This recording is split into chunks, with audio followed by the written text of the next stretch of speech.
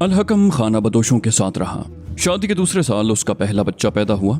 उसका नाम उन्होंने सुबक्तगीन रखा। बच्चे की माँ का ये वहम और गहरा हो गया कि ये बच्चा नाम पैदा करेगा। अलहकम बाज़ औक़ात अपनी बीवी की बातें सुनकर हंस पड़ता।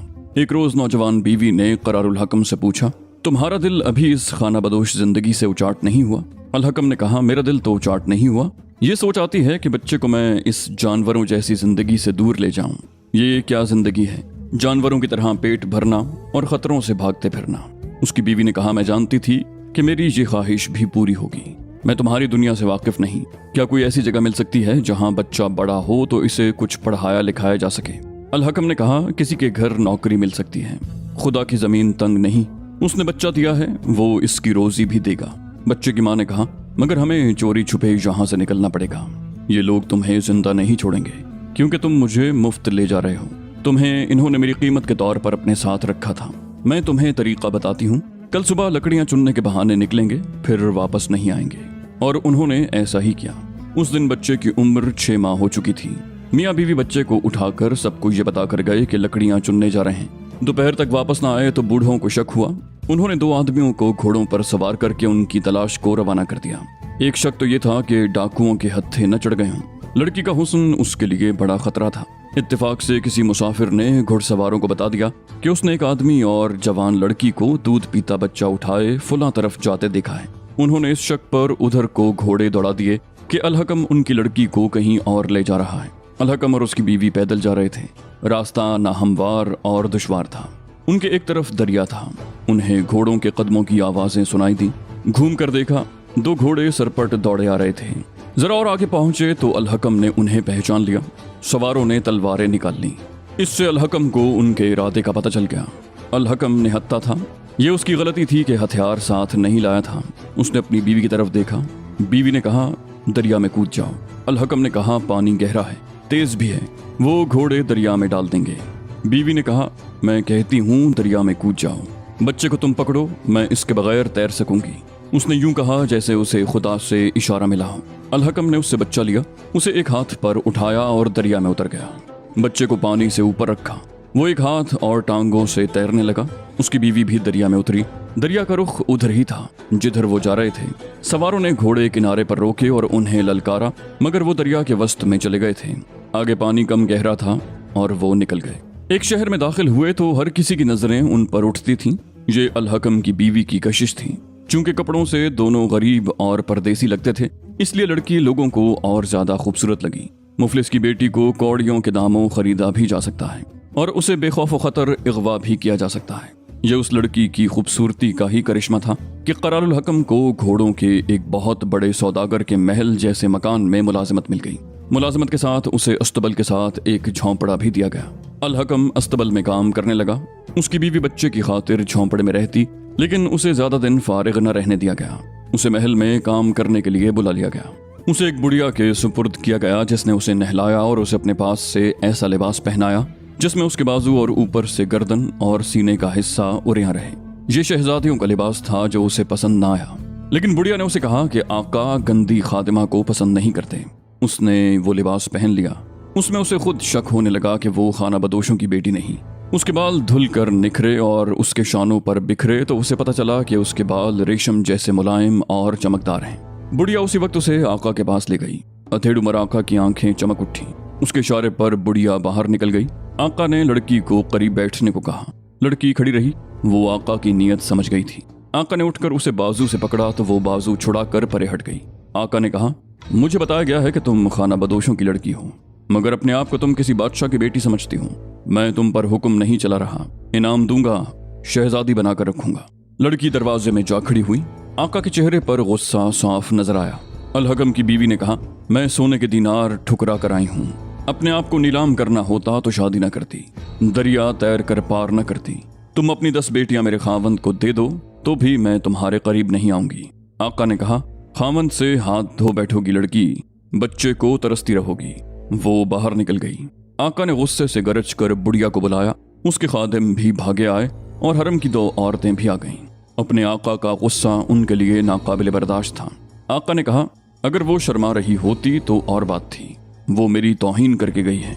एक खादिम ने कहा, हम उसे घसीट कर लाते हैं। आका ने कहा, नहीं, उस खाना बदोश भिकारन को वो सजा दूंगा जिससे मेरे घर में सब इबरत हासिल करें। उसने अपने 2 खास आदमियों को बुलाया और उन्हें कहा, वो झोंपड़ा देख लो जिसमें ये बदबख्त लड़की रहती है। आज रात इसके खावंद को कत्ल कर दो और लड़की को मेरे पास ले आओ। उसके बच्चे को तुम जहां चाहो बेच देना। हरम की जो 2 औरतें वहां मौजूद थीं, उन्होंने एक दूसरी की तरफ देखा। दोनों के माथों पर शिकन आए। आका गुस्से से फुनकार रहा था। कोई शहजादी होती तो मैं बर्दाश्त कर लेता, कमबख्त खाना बदोश की ये जुर्रत। सब चले जाओ।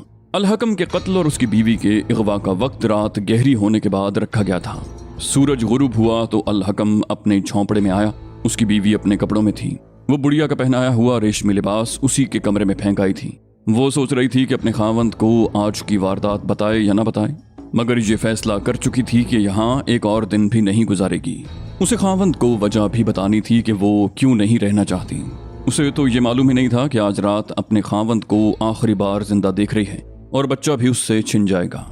उसने अल-हकम के आगे खाना रखा तो झोंपड़े में एक औरत दाखिल हुई।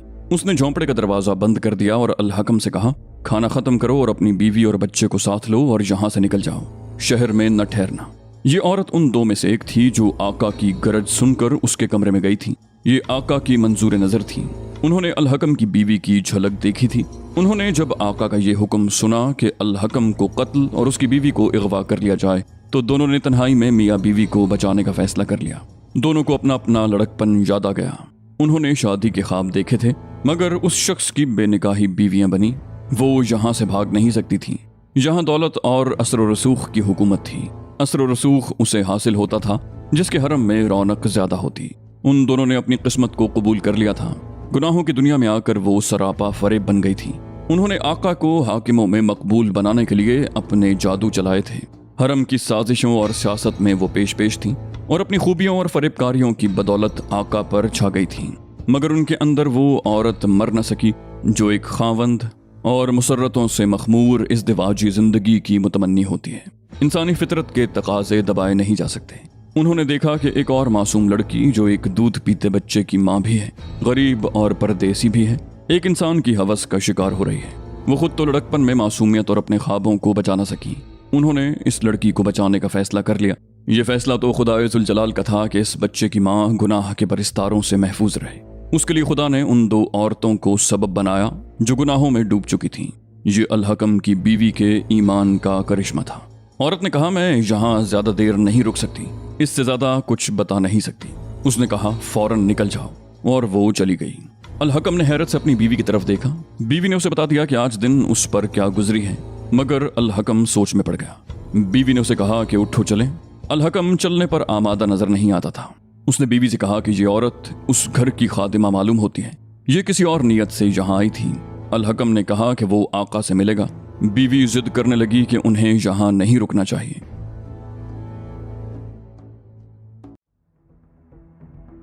वो 2 आदमी जिन्हें कत्ल पर और इगवा पर मामूर किया गया था शराब पी रहे थे। हथियार उनके पास थे। एक गरीब का कत्ल और उसकी बीवी को उठा लेना उनके लिए कोई मुहिम नहीं थी। उन्होंने शाम से पहले झोंपड़ी देख ली थी। उन्हें किसी कानून का डर नहीं था। वो खुश थे कि उन्हें इनाम मिलने का जरिया पैदा हो गया है। वो उठे और अल-हकम की झोंपड़ी की तरफ चल पड़े। वो हंसते खेलते जा रहे थे। झोंपड़ी का दरवाजा बंद था। एक ने दूसरे से कहा कि तुम लड़की को पकड़ लेना। उसने दरवाजा खोला। अंदर अंधेरा था। एक ने गरज कर कहा, उठो ओए, मगर अंधेरे में कोई हलचल न हुई। जवाब में कोई आवाज सुनाई न दी। उन्होंने एक बार फिर ललकारा। अब के भी खामोशी रही। अंधेरे में टटोला, वहां कोई भी नहीं था। वो शायद गलत झोंपड़े में आ गए थे। वो दूसरे झोंपड़े में देखने लगे। अल-हकम और उसकी बीवी शहर से निकल गए थे। अल-हकम ने कहा, हम पर खुदा की जमीन तंग हो गई है। उसके लहजे में मायूसी थी। उसकी बीवी ने कहा, मायूस ना हो, तुम ये तो नहीं मानते कि मुझे खुदा की तरफ से इशारे मिलते हैं। मुझे खुदा की जात पर यह एतमाद है कि हम गुनाहगार नहीं तो हमें सजा नहीं मिल सकती। मेरे दिल में कोई खौफ नहीं। मैंने उस बच्चे को जन्म दिया है जिसका इशारा मुझे कुरान से मिला है। अल-हकम ने उसे गुस्से से कहा, तुम पागल हो। खुदा हम पर इसीलिए नाराज है कि तुम दावा करती हो कि तुमने पैगंबर को जन्म दिया है। ये खप्त दिमाग से निकाल दो। कुरान को तावीज न समझो। मुझसे गलती हुई कि तुमसे शादी कर ली। बीवी बदसूरत हो तो अच्छी रहती है। अब मैं तुम्हारी हिफाजत करूं या कहीं काम करके तुम्हारा पेट भरूं? उसकी बीवी ने कहा, मैं अपनी हिफाजत खुद कर सकती हूँ। तुम कुरान के मानी भी जानते हो और फिर भी ऐसी बातें करते हो। अल-हकम ने कोई जवाब न दिया। اس کے دل پر افسوس اور غصے کا قبضہ تھا۔ اس نے مذہب اور خدا سے رشتہ توڑ لیا تھا۔ الحکم نے پوچھا واپس چلے چلیں؟ بیوی نے پوچھا کہاں؟ الحکم نے کہا تمہارے قبیلے میں وہ لوگ وہیں ہوں گے یا کہیں مل جائیں گے؟ اس کی بیوی نے کہا پھر کیوں نہ گھوڑوں والے آقا کے پاس چلے جائیں، میں اپنے جسم سے تمہیں بہت دولت کما دوں گی، تم آنکھیں بند رکھنا، یہی سمجھتے رہنا کہ تمہاری بیوی نیک اور پاک ہے۔ کیا تم مرد ہو؟ کیسے مرد ہو؟ میں اپنے بچے کو تم جیسا مرد نہیں بننے دوں گی۔ الحکم نے غصے سے کہا پہلے یہ دعا کرو کہ بچہ زندہ رہے۔ اس کی بیوی نے کہا یہ بچہ زندہ رہے گا اور ایک روز ابراہیم علیہ السلام کی طرح تمہیں کہے گا کہ میرے باپ، جو علم مجھے ملا ہے وہ خدا نے تمہیں نہیں دیا، میرے ساتھ آ جاؤ، میں تمہیں سیدھے راستے پر لے جاؤں گا۔ وہ کچھ نہ کچھ بولتی رہی اور دونوں چلتے گئے۔ اس کی حالت ہذیانی سی ہوتی جا رہی تھی، جیسے زبان بے قابو ہو گئی ہو۔ الحکم پر خاموشی طاری ہو گئی۔ اس رات سے ان کی زندگی خانہ بدوشی کی صورت اختیار کر گئی۔ فرق یہ تھا کہ وہ جنگلوں کی بجائے شہروں میں رہتے تھے۔ الحکم کو کہیں نہ کہیں نوکری مل جاتی، سال 2 سال کچھ کما کر وہ کہیں اور چلے جاتے۔ بچہ 4 سال کا ہوا تو اس کی ماں نے الحکم سے کہا کہ اب کہیں مستقل ٹھکانہ کر لیں، جہاں بچے کو کسی مسجد یا کسی استاد کے پاس بٹھا دیا جائے، ورنہ یہ بھی بڑا ہو کر ہماری طرح در بدر مارا پھرتا رہے گا۔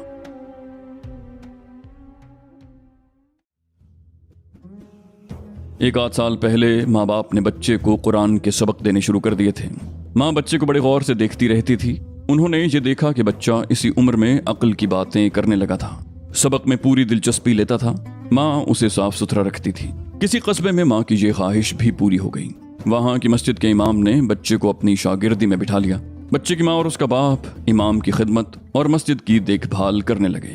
امام جب پہلے روز بچے کو پڑھانے لگا تو اس نے محسوس کیا کہ وہ کسی عام بچے کو پہلا سبق نہیں دے رہا۔ الحکم مذہبی تعلیم کے پہلے مرحلے سے بچے کو گزار لایا تھا۔ امام اسے اگلے مرحلے میں لے گیا جہاں 5-6 سال کی عمر کے بچے نہیں جا سکتے۔ بچہ جو سوال پوچھتا تھا ان سے پتہ چلتا تھا کہ وہ اپنی پیدائش کے ساتھ خدا سے کچھ علم بھی لایا تھا۔ یہاں بچے نے کم و بیش 4 سال تعلیم حاصل کی۔ بچے کی عمر 10-11 سال ہو چکی تھی۔ وہ قرآن اور اس کی تفسیر اور حدیث پڑھ چکا تھا۔ اس نے اپنے استاد سے مزید تعلیم لینا چاہی تو استاد نے کہا یہاں میرا علم ختم ہو گیا ہے۔ بچہ ایک سوال پر سر پٹک رہا تھا، علم بغیر عمل کے مکمل ہو سکتا ہے؟ اللہ اور اس کے رسول کا پیغام بزور شمشیر جائز ہے؟ میں ساری دنیا میں قرآن کا پیغام کس طرح پہنچا سکتا ہوں؟ یہ اور ایسے بہت سے سوالات تھے جو بچہ پوچھتا تھا اور امام پریشان ہو جاتا۔ ایک روز امام نے بچے کے باپ سے کہا الحکم بچے کو بخارا لے جاؤ۔ اس نے کسی عالم کا نام لے کر کہا اسے ان کی شاگردی میں بٹھا دو، اگر بچے کی یہ تشنگی نہ بجھی تو یہ پاگل ہو جائے گا۔ اس میں سپاہیانہ جوہر بھی ہیں۔ علم کے ساتھ اگر اس نے سپاہ گری سیکھ لی تو یہ بچہ نام پیدا کرے گا۔ یہ دور جنگ و جدل کا ہے، مسلمان آپس میں لڑ رہے ہیں اور کفار مسلمانوں کو غلام بنانے اور اسلام کو مٹانے کی ترکیبیں کر رہے ہیں۔ غریبوں کی قسمت اتنی اچھی تو نہیں ہوتی، لیکن اس بچے کو موقع مل جائے تو یہ کسی خطے میں اللہ کی حکمرانی قائم کر دے گا، مگر اسے ایسا موقع نہیں مل سکے گا۔ یہ عدل و انصاف کی باتیں کرتا ہے، میں نے اسے ایسا سبق کبھی نہیں دیا تھا۔ الحکم نے کہا یہ سبق اسے میں نے دیا ہے، میں کم علم انسان ہوں، میں ایران کے بادشاہ نوشروان عادل کی نسل سے ہوں۔ باپ دادا مجھے اس دور کی جو باتیں سناتے تھے وہ میں اس بچے کو سناتا رہا ہوں۔ قرآن میں بھی اس نے یہی پڑھا ہے۔ امام نے کہا اسے بخارا لے جاؤ، میں خط لکھ دیتا ہوں، وہاں تمہیں بڑا اچھا ذریعہ معاش بھی مل جائے گا، اور خیال رکھنا اکیلے نہ چل پڑنا، ان علاقوں میں ڈاکوؤں اور رہزنوں کا بہت خطرہ ہے۔ تمہارے پاس کوئی دولت نہیں لیکن تمہاری بیوی بہت قیمتی ہے، کہیں ایسا نہ ہو کہ بیوی سے ہاتھ دھو بیٹھو۔ بچے بھی اغوا ہوتے اور غلاموں کی منڈی میں فروخت ہو جاتے ہیں، تھوڑے دن رک جاؤ، کوئی قافلہ تیار ہو جائے تو اس کے ساتھ جانا۔ اس زمانے میں لوگ ڈاکوؤں سے بچنے کے لیے قافلوں کی صورت میں سفر کیا کرتے تھے۔ اکیلے مسافر رہزنوں کے ہاتھوں لٹ جایا کرتے، کبھی کبھی قافلوں پر بھی حملے ہوتے تھے، لیکن قافلے والے مل کر مقابلہ کرتے، باقاعدہ مارکا لڑا جاتا اور بچ نکلنے کی صورت پیدا ہو جاتی۔ خوبصورت عورتوں اور کم سن بچوں کو فروخت کیا جاتا تھا۔ جن حاکموں اور بادشاہوں کو ڈاکوؤں کا قلقمہ کرنا چاہیے تھا وہی ان کی اغوا کی ہوئی عورتوں اور بچوں کو خریدا کرتے۔ امام نے ٹھیک کہا تھا، الحکم کی بیوی خوبصورتی کی وجہ سے اور اس کا بچہ کم سنی کی وجہ سے ایک دولت تھی جو اکیلے سفر کرتے لٹ سکتی تھی۔ کوئی قافلہ تیار نہ ہوا۔ ایک قافلہ وہاں سے گزرا جس میں 200-300 مرد، عورتیں اور بچے تھے۔ ان میں زیادہ تر سوداگر تھے جو اپنے محافظ ساتھ لائے تھے۔ وہ بلخ اور بخارا جا رہے تھے۔ الحکم اپنی بیوی اور بچے کے ساتھ اس قافلے میں شامل ہو گیا۔ سفر کی پہلی رات آئی۔ قافلے نے ایک وادی میں پڑاؤ کیا، کھانا پکا، سب نے کھایا، और दिन की मुसाफत के थके मांदे मुसाफिर सो गए। 3-4 आदमी पहरे पर खड़े कर दिए गए। पहरेदार चट्टानों पर और खैमागाह के इर्द गिर्द घूम फिर रहे थे। आधी रात के करीब उन्हें घोड़ों के टाप सुनाई दिए जो उनकी तरफ बढ़ रहे थे। पहरेदारों ने कमानों में तीर डाल लिए और चंद एक ऐसे आदमियों को जगा लिया जो जवान थे। करीब आने वाली आवाजें किसी काफिले की नहीं थीं। ये किसी महाज को जाती हुई फौज हो सकती थी या डाकू। वादी में मशलें नजर आने लगीं। ये सवारों के हाथों में थीं। सवारों ने करीब आकर गीदड़ों और भेड़ियों की तरह चीखना शुरू कर दिया और घोड़ों को एड़ लगा दी। पहरेदारों ने तीर चला दिए। 1-2 सवार गिरे, लेकिन डाकू तूफान की तरह आए। बाज मुसाफिरों को जागने की मोहलत न मिली। वो घोड़ों तले कुचले गए। काफिले में जो लड़ने के काबिल थे उन्होंने मुकाबला किया। डाकुओं ने मशलें फेंक दी जो जमीन पर पड़ी जल रही थीं। उनकी रोशनी में सारी वादी नजर आती थी। माओ ने बच्चों को सीनों से लगा लिया और जिधर मुंह आया भाग उठी। बाज बच्चे चीखते चिल्लाते अकेले अकेले भाग उठे। अल हकम ने अपनी बीवी को बाजू से पकड़ा और उसे किसी तरफ घसीट कर ले गया। बच्चा उनके साथ चला था, लेकिन अल हकम अपनी बीवी को बड़ी मुश्किल से एक चट्टान के पीछे ले गया तो वहां देखा कि बच्चा उनके साथ नहीं है। माँ ने वावेला बपा किया तो अल हकम ने उसे सख्ती से कहा कि वो खामोशी से छुपी रहे वरना डाकू उसे ले जाएंगे। उसे झाड़ियों में छुपाकर अल हकम अपने बच्चे की तलाश में निकला। वो खाली हाथ था, आगे बढ़ने से डरता था। खैमागाह में कत्ल गारत हो रही थी। औरतें चीख रही थीं, बच्चे चिल्ला रहे थे। डाकू घोड़ों से उतर आए थे और वो सामान समेट रहे थे और उनमें से बाज अपने काम की औरतों और बच्चों को ले जा रहे थे। डाकुओं के घोड़े चले गए और उनके साथ काफिले के घोड़े और ऊंट भी चले गए। रात गुजर गई। सुबह बचे कुचे लोग जो रात इधर उधर छुप गए थे बाहर आए। खैमागाह में लाशें बिखरी हुई थीं। कीमती सामान और तमाम जानवर गायब थे। कुछ बच्चे मरे हुए और कई लापता थे और जवान औरतें सिर्फ वो मौजूद थीं जिन्हें भागने और छुपने का मौका मिल गया था। इनमें अल हकम की बीवी भी थी। वो दीवानगी के आलम में अपने बच्चे को ढूंढ रही थी। उसे बच्चा तो ना मिला। बच्चे का बाप मिल गया मगर वो जिंदा नहीं था। उसके पहलू में बर्छी या तलवार लगी थी। लाश खून में लथपथ थी। बीवी बिल्कुल पागल हो गई। लाशों के बिखरे हुए सामान और गिरे हुए खैमों को उलट पलट कर देखने लगी। हर किसी से पूछने लगी, तुमने मेरा बच्चा देखा है? सबसे ज्यादा खूबसूरत था। वहां सबकी यही हालत थी। किसी ने उसकी तरफ तवज्जो न दी। वो चट्टानों पर चढ़ी उतरी, झाड़ियों को टटोलती फिरी, वादियों में भागती फिरी। उसकी दिलदोज और जिगरपाश आवाज दूर दूर तक सुनाई देती रही, सुबक्तगीन सुबक्तगीन, अपनी माँ के पास आ जाओ। लुटा हुआ काफिला खौफ से कांपता आहुजारी करता चल पड़ा। चलता गया और दूर उफक में गायब हो गया। पीछे जब गिद्धों, भेड़ियों और गीदड़ों ने लाशों और जांबलब जख्मियों पर हल्ला बोला, वादियों में एक निस्वानी पुकार सुनाई देती रही, सुबक्तगीन सुबक्तगीन। और जब 2-4 रोज बाद वहां बिखरी हुई हड्डियां रह गईं, तो भी ये निस्वानी पुकार सुनाई देती रही, अपनी माँ के पास आ जाओ सुबक्तगीन। उस रास्ते से गुजरने वाले काफिले, डाकू, रहजन और फौजी बहुत मुद्दत तक ये पुकार सुनते रहे। उन्होंने कई कहानियां घड़ लीं और उस आवाज को किसी की बदरूह कहकर उधर से गुजरना छोड़ दिया।